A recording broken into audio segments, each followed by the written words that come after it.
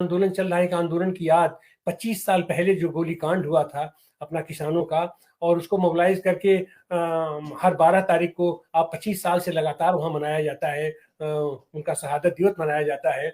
और वहीं उसी बीच आपकी मध्य प्रदेश सरकार वहां जश्न मनाने का कि अपना इंतजार कर रही है, अपना कर रही है। तो इन सारे संदर्भों को आप किस तरीके से देखते हैं, सुभाष राणा जी? सभी साथियों को नमस्कार। मध्य प्रदेश में अजीब किस्म की सरकार चल रही है।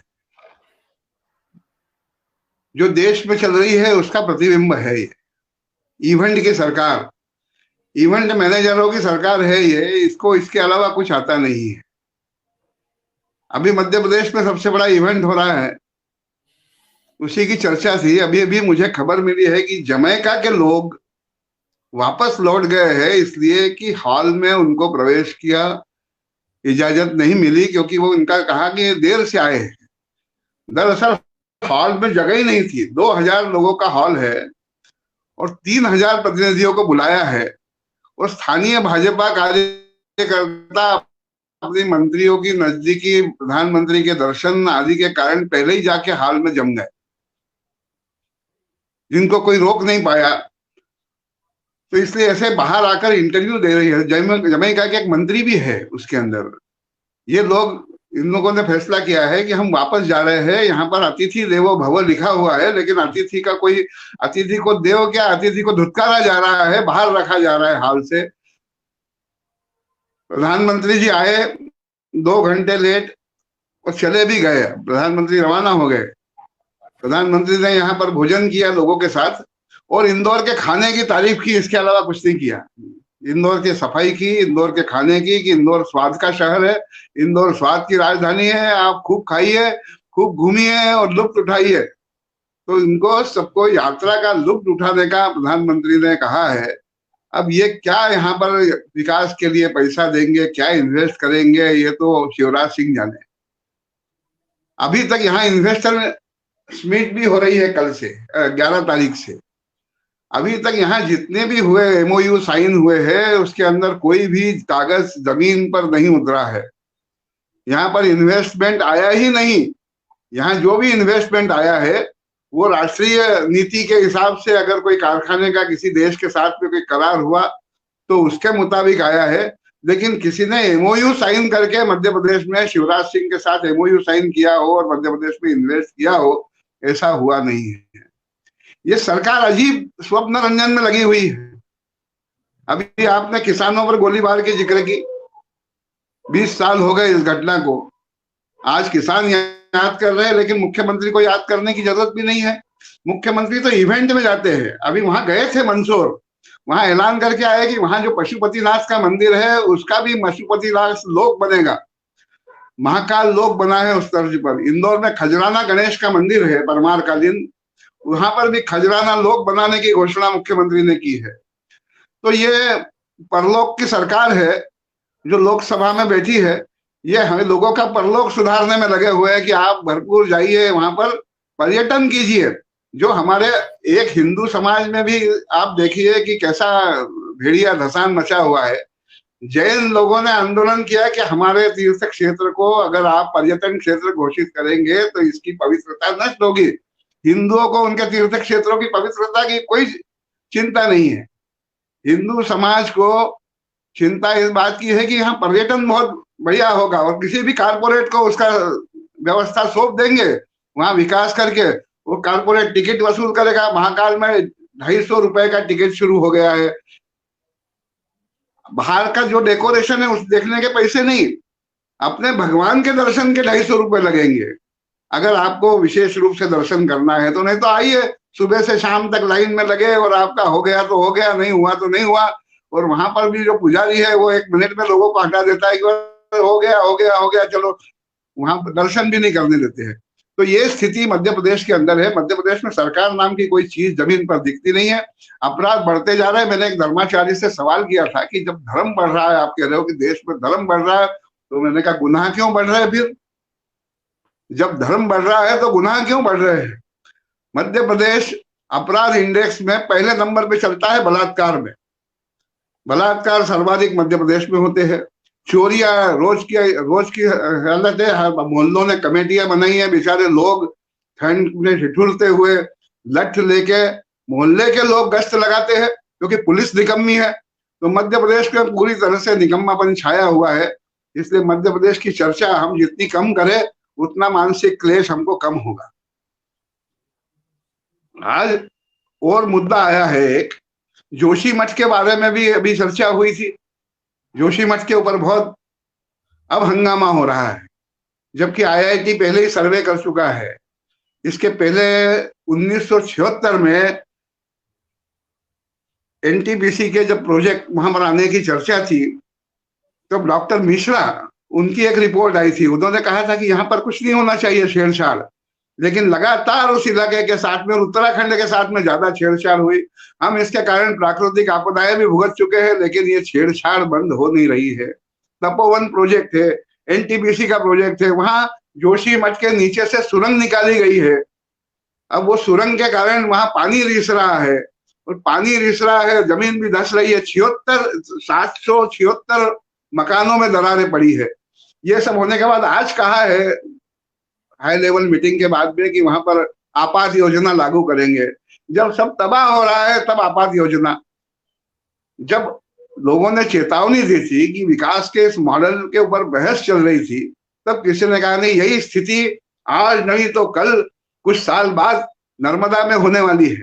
नर्मदा भी भूकंप प्रवण क्षेत्र है। नर्मदा में जो उसकी संवेदनशीलता है भूकंप की, वो सर्वाधिक खतरनाक दर्जे में है, लेकिन वहां पे भी न तो किसी की सुनी गई और लगातार बांध की ऊंचाई बढ़ती रही। और नवागांव में एक सरदार पटेल का स्टेचू लगाकर उनका इवेंट का आयोजन करके इसका सब लिपापोती हो गई है। इसका सारा मध्य प्रदेश में बहती है नर्मदा, लेकिन नर्मदा का सारा लाभ गुजरात उठा रहा है। मध्य प्रदेश को कुछ नहीं मिलता है। मध्य प्रदेश के अंदर तो डूबे है, आदिवासी डूबे हैं, आदिवासियों की बस्तियां डूबी है। मेघा पाटकर लगातार आंदोलन कर रही है, लेकिन उसका अभी तक उसके कारण कुछ राहत मिली है, लेकिन फिर भी अभी पुनर्वास का काम वहां पर पूरा नहीं हुआ है। ये कि यही स्थिति उत्तराखंड में भी है। उत्तराखंड में भी लगातार कहा जा रहा है कि जब पुनर्वास होगा, लेकिन पुनर्वास होता नहीं है। अभी कुछ नए सवाल भी आए हैं वहां पर, जैसे हल्द्वानी का और अभी आरएसपुरा की चर्चा की। इसको भी सुप्रीम कोर्ट को ध्यान में रखना चाहिए। अब कल सुप्रीम कोर्ट सुना है कि कल जोशी मठ की चर्चा कल सुप्रीम कोर्ट में होने वाली है। जोशी मठ के ऊपर कल सुप्रीम कोर्ट सुनवाई करेगा। देखते हैं सुप्रीम कोर्ट इसमें क्या कदम उठाता है। एक और सबसे महत्वपूर्ण मुद्दा है जाति गणना का। जाति गणना के अंदर अब आज महाराष्ट्र से भी एक वहां के राष्ट्रवादी विधायक ने आवाज उठाई है कि मध्य यहाँ पे भी प्रस्ताव पास हुआ था विधानसभा में, सर्वसम्मति से जाति गणना का प्रस्ताव पास हुआ था, तो महाराष्ट्र में भी इस पर अमल किया जाए। तो ये जो बिहार से हवा चली है ये दूर तक जाएगी, उत्तर प्रदेश जाएगी, महाराष्ट्र जाएगी, हर जगह जाएगी जहां पर और पिछड़ों के साथ में जो अन्याय हो रहा है नौकरियों के नाम पर और सबके। और कौन पिछड़ा है, कई लोग तो वंचित, कई जातियां वंचित है, कई प्रभावशाली जातियों ने पदों को पर कब्जा कर लिया, लेकिन पिछड़ों की कई जातियां अभी तक इस आरक्षण के लाभ से मंडल कमीशन ने जो उनके लिए रिकमेंड की थी उससे वंचित है। तो ये जाति गणना होगी तो दूध का दूध और पानी का पानी हो जाएगा कि कितने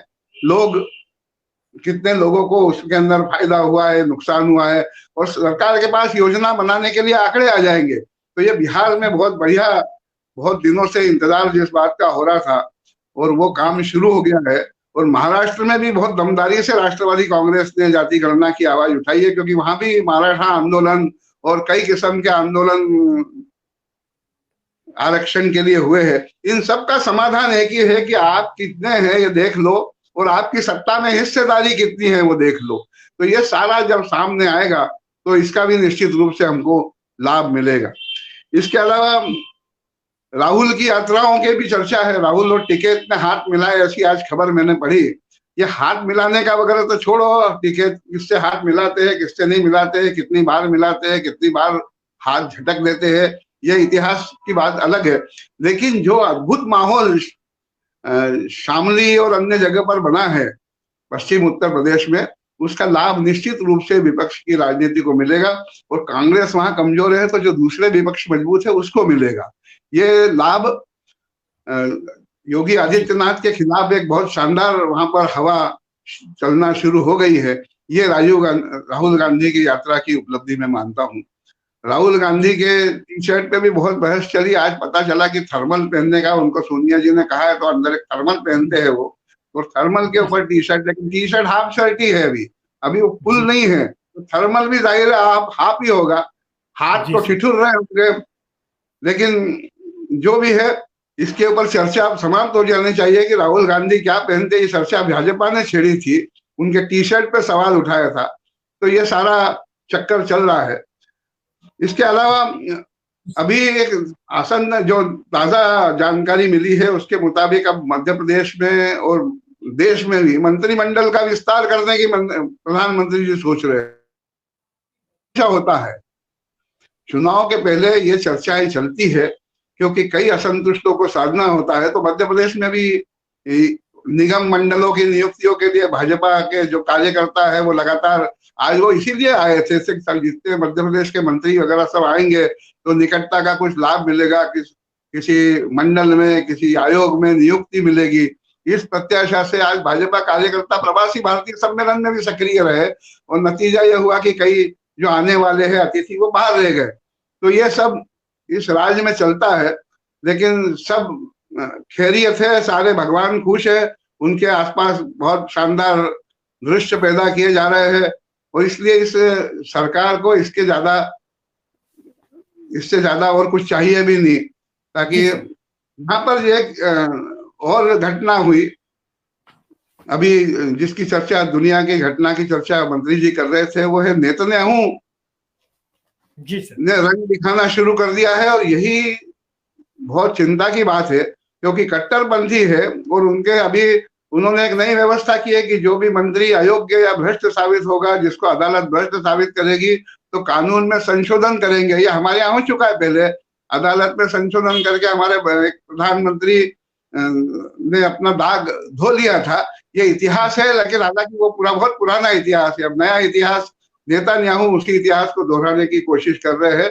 इसके अतिरिक्त ब्राजील की घटनाएं भी बहुत चिंतित करती है। ब्राजील में भी बहुत जबरदस्त उपद्रव हो रहे हैं क्योंकि बोल्सोनारो अपनी हार कबूल करने के लिए तैयार नहीं है। उनके समर्थक सुप्रीम कोर्ट और संसद में घुस गए हैं। तो दुनिया व्यापी पैमाने पर अभी चल रहा है ये। ईरान में भी आंदोलन चल रहा है। ये दुनिया में दोनों ट्रेंड दिख रहे हैं। एक तो कट्टरपंथियों का उदय जहां दिख रहा है, वहां पर तानाशाही के खिलाफ बगावत भी दिख रही है, और यह बहुत अच्छा संकेत है। ताना जैसे ईरान में हो रहा है, या भारत में भी अब जगह जगह आवाज उठने लग गई है, तानाशाही के खिलाफ बगावत होगी। और ये तानाशाहियां कोई भी आज तक ज्यादा टिकी नहीं है। इटली में भी अभी मुसोलिनी की वंशज सत्ता में आई है, वहां पे भी असंतोष के स्वर उठने लग गए हैं, और वहां पे भी उसने जो कदम उठाया है उसके खिलाफ चल रहा है। जैसे हमारे यहाँ चल रहा है इतिहास का विकृतीकरण का दौर, वैसे इटली में भी चलाने की कोशिश हो रही है, उसके खिलाफ भी वहां पर आवाज चली। तो विश्वव्यापी पैमाने पर जहां तानाशाही और धार्मिक कट्टरवाद मजबूत हो रहा है, वही उसका प्रतिकार भी मजबूत हो रहा है। अभी इंदौर में संगोष्ठी हुई थी जिसके अंदर ये बात भी निकली कि जो हमारे यहाँ जो नवजागरण का आंदोलन हुआ था, उस नवजागरण के जो मूल्य निकले थे, क्योंकि हमारे हिंदू समाज में मोक्ष का तो मूल्य था, लेकिन स्वतंत्रता और लोकतंत्र हमारे जीवन मूल्यों में नहीं थे। ये हम सब लोग जानते हैं कि हमारे तो कुछ जन्मदत्त मूल्य होते हैं, जैसे अपने माँ बाप से प्रेम करना, अपने शहर से प्रेम करना, लेकिन कुछ अर्जित मूल्य होते हैं। ये हमारे समाज ने 200 साल पहले अंग्रेज आने के बाद में लोकतंत्र और धर्मनिरपेक्षता का मूल्य अर्जित किया था। इस मूल्य को सबसे ज्यादा खतरा है, इसलिए इस मूल्य के लिए, और ये सारी प्रतिक्रांति की गतिविधियां जो चल रही है, एक समाज 200 साल पहले अपने अतीत की बुराइयों से को तज कर एक नया समाज संगठित हो रहा था, जिसको राजा राम मोहन राय ने शुरुआत की, ज्योतिबा ने शुरुआत की, बाबा साहब अम्बेडकर ने शुरुआत की, देश के तमाम समाज सुधारक उसके अंदर लगे रहे। उस सारे उनके किए कराए को खत्म करने की साजिश आरएसएस और भाजपा के नेतृत्व में सारे दकियानूसी लोग कर रहे हैं। निश्चित रूप से जो दुनिया व्यापी पैमाने पर जो इस प्रवृत्ति के खिलाफ संघर्ष शुरू हुआ है, ये प्रवृत्ति के खिलाफ हमारे यहाँ भी संघर्ष तेज होगा, हमको उम्मीद करनी चाहिए। मैं अपनी बात यही समाप्त करता हूँ।